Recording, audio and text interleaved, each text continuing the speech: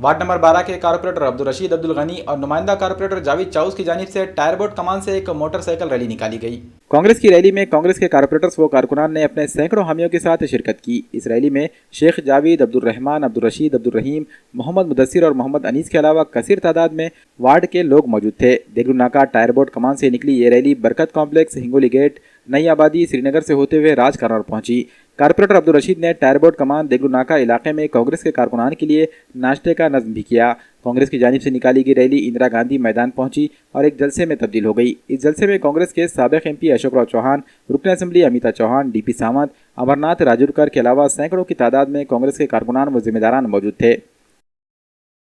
मैं ward number 12 का नगर सेवक अब्दुल रशीद और मेरे साथी जावेद चाउस, शेख जावेद, हमारे सब लोगों ने आज डीबी सावंत के शक्ति प्रदर्शन में वार्ड नंबर 12 के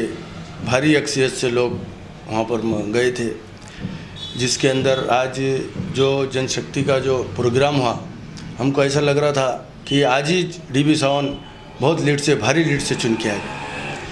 और आने वाले वक्तों में जैसा कि इससे पहले लोकसभा में वार्ड नंबर 11 और वार्ड नंबर 12 से 23,000 की लीड कांग्रेस को मिली,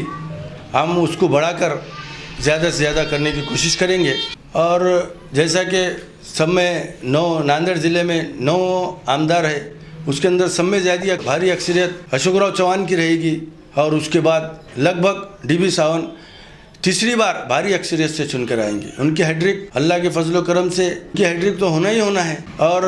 ज़्यादा से ज़्यादा वार्ड नंबर 12 और 11 से हम ज़्यादा से ज़्यादा लीड दिलाने की कोशिश करेंगे। और आज का जो प्रोग्राम हुआ और कल हमारे डीबी सावंत साहब फॉर्म भरना जा रहे हैं, हम हमारे दिल की गहराइयों से डीबी सावंत साहब को, अशोक राव चौहान को मुबारकबाद देते हैं कि आने वाले वक्तों में अशोक राव चौहान CM बनेंगे और हमारे डीबी सावंत भी मिनिस्टर के रूप में आएंगे। और सब जो आज जनशक्ति का जो भी प्रोग्राम हुआ और प्रभाग 12 के लोगों ने जो हमारा साथ दिया और जो हमारे साथ आए,